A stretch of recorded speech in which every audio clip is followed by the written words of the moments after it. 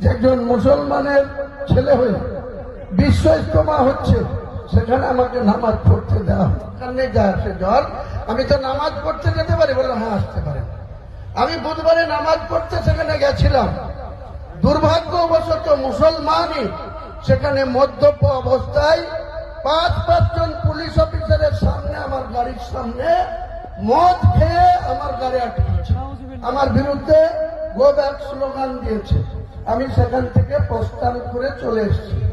এটা আমার মনে খুব ব্যথা পেয়েছে, দুঃখ হয়েছে যে একজন মুসলমানের ছেলে হয়ে বিশ্ব ইজতেমা হচ্ছে, সেখানে আমাকে নামাজ পড়তে দেওয়া হবে না।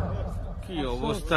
বিচারের ভার আল্লাহর কাছে আমি ছুটে দিয়েছি আগামী দিনে।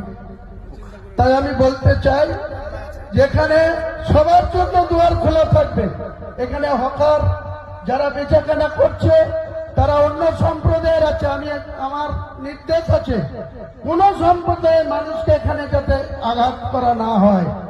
এখানে তারা কিছু পণ্য বিক্রি করবে, সবাই আসবে।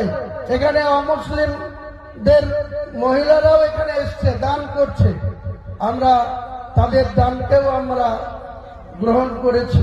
কাজে আমরা মানসিকতাটা আমাদের এই জায়গায় থাকবে, আমরা কোনো সংকীর্ণতা দেখাবো না, কাউকে এখানে কোন রকম বাধাপ্রাপ্ত কেউ হবে না।